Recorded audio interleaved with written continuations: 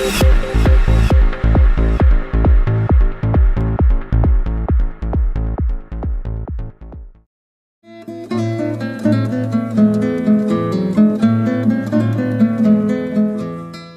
management, you can say, involves policy, administrative, and operational activities, policy formulation, administrative decisions, and operational activities at various stages of a disaster. And all these are very important. And managing that is disaster management. It may include non-structural and structural measures. There is something which is a pre-disaster phase, an impact phase, and a post-disaster phase for disaster management cycle. So the pre-disaster risk reduction phase has prevention, mitigation, and preparedness, whereas the post-disaster recovery phase has response, recovery, and reconstruction. Reconstruction is given as development in that figure. The Disaster Management Act 2005, passed by the Indian Parliament, defines disaster management as a continuous and integrated process of planning, organizing, coordinating, and implementing measures which are necessary or expedient for prevention, mitigation, and capacity building added to that. Prompt response, assessing the severity, evacuation, and rehabilitation also, and reconstruction. UNISDR, or United Nations International Strategy for Disaster Reduction, has been mandated by the UN General Assembly. The International Strategy for Disaster Reduction built upon many concepts or many formulations which were actually floated during the decade for natural disasters, that is in the 90s, 1990 to 1999. It embodies many principles in various documents like the 1994 Yokohama Strategy for Safer World. As seen earlier, there has been a paradigm shift from a relief-centric approach to disaster reduction. And for that, the most landmark intervention has been the Hyogo framework of action. It involves the strategy of mainstreaming disaster risk reduction into socio-economic and development planning.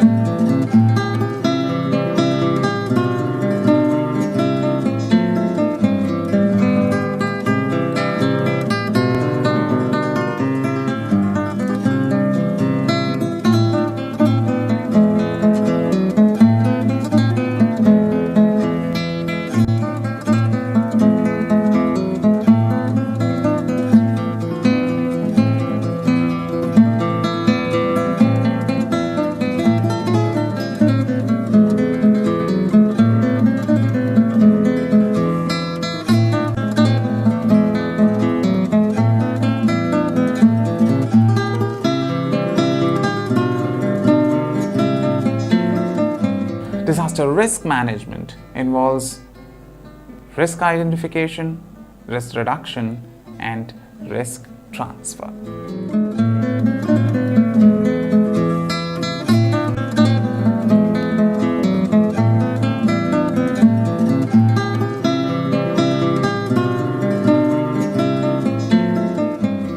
It is always argued that the phase or the time just after a disaster is very appropriate for carrying out mitigation activities.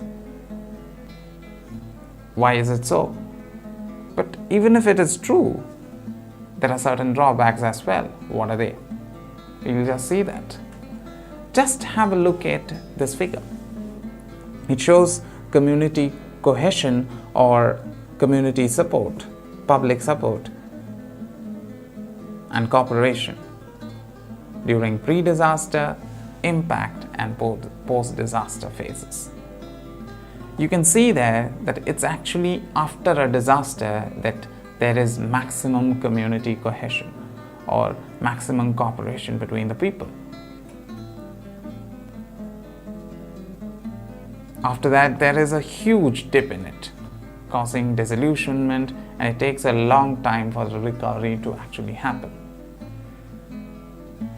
The reasons are very simple, because public support is maximum during that period, community is actively involved in reconstruction, and international and national local aid and help are also available.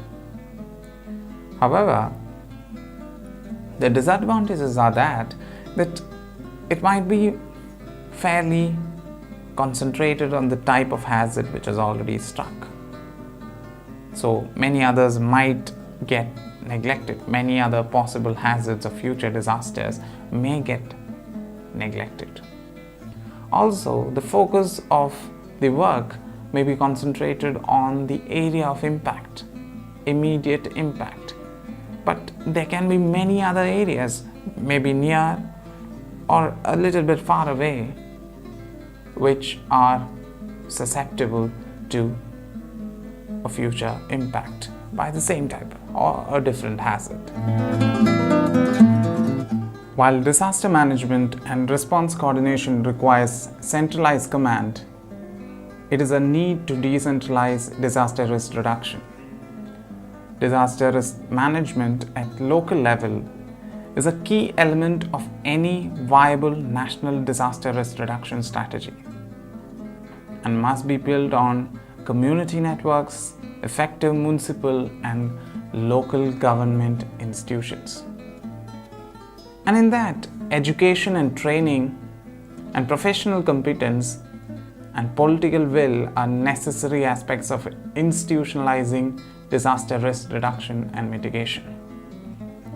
And overall, information is a critical element in planning for disaster mitigation.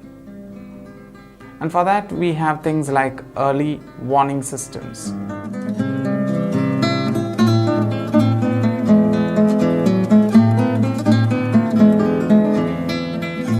The objective of any warning system is to inform maximum number of vulnerable people about imminent threat of the impending natural hazard.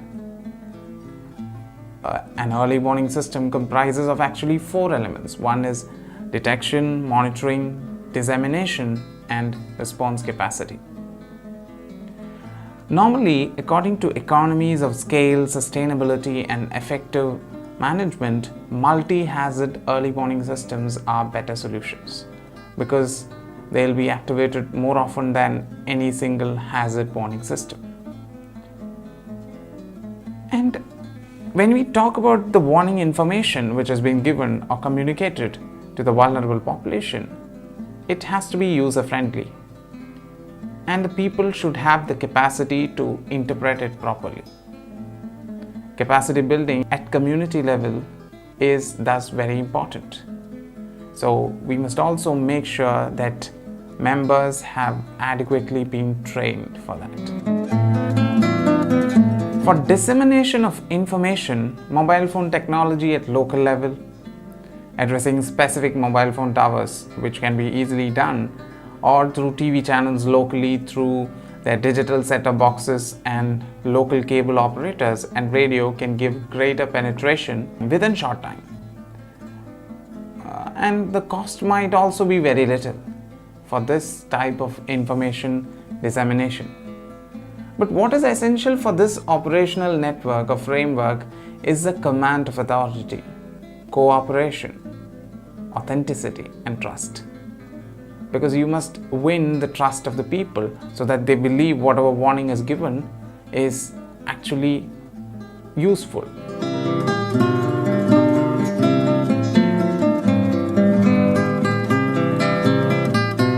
The next one, or another type, geographic information system. It's a computer-based tool for mapping and analyzing things that happen on Earth.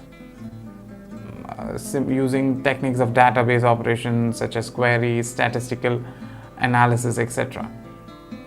Visualization, geographical information. All disasters are spatial in nature.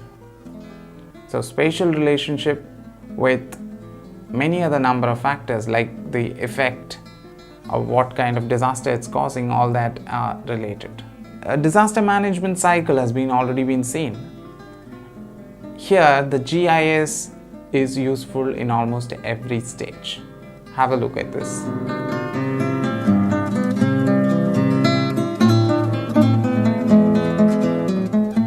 There is also Global Positioning System, which is GPS. It's a satellite-based navigation system that can be used to locate position.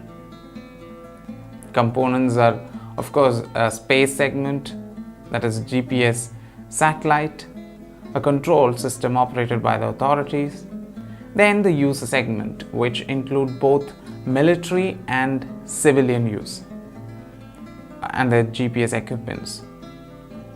Normally for user segments, that is for civilian users for navigation, surveying, mapping and timing, etc. But GPS is used to aid damage assessment after a natural disaster. It has other applications as well. Coming to disasters and economic impact. Economic impact of a disaster can be categorized into three types: direct cost, indirect cost, and secondary effect. Direct cost, or you can call it capital cost of assets, such as a building, physical infrastructure, raw material, which get destroyed or damaged in a disaster. Crop losses are often included in such things at times. Indirect cost is actually the damage to the flow of goods and services. That is lower output from a factory which has been damaged, that kind of thing, or loss of sales income due to damaged infrastructure. When it comes to secondary effect, it's an overall economic performance. That is, short-term or long-term impact of a disaster on overall economic performance is called secondary effects. These may include external trade problems, government budget balance, and so on.